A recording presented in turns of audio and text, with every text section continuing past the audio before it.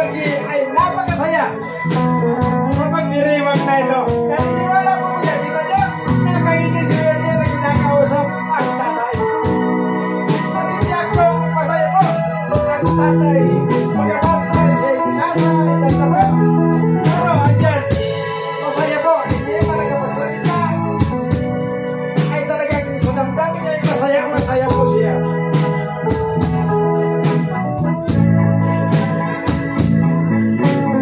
Kasunod naman po ang kanyang mother, si Nanay Bautista de la Cruz.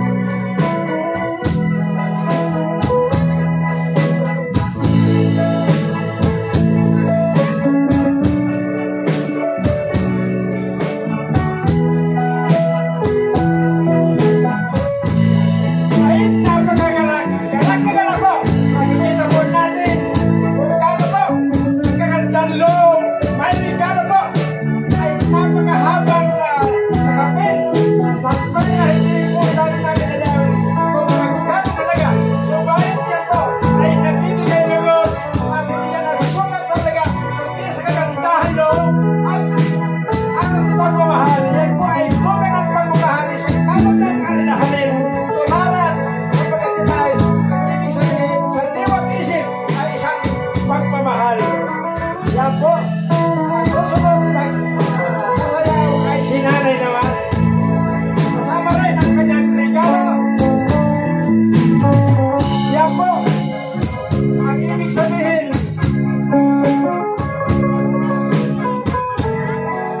ayan po ang pagdiriwang na ito. Pagdiriwang ng isang kayamanan.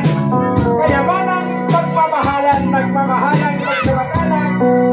Alang-alang sa celebrante na si Virgie. Po, may regalo sila. Napakalaking halaga. Subalit hindi ko yung halaga. Kundi ang mahalaga ay yan ay hujan ng pagmamahal. Kahit malakit na rin ang maraming video.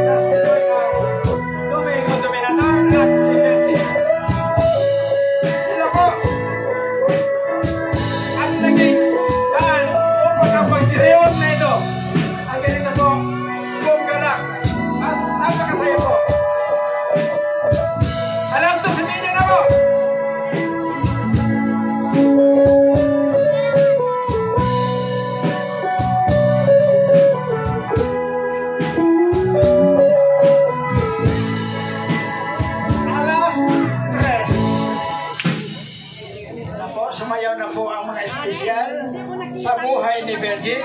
Higit lalo sa mga kanyang magulang, magkapatid at ang nagmamahal sa kanya. Kaya naman po, tuloy-tuloy po tayo habang ayun ako.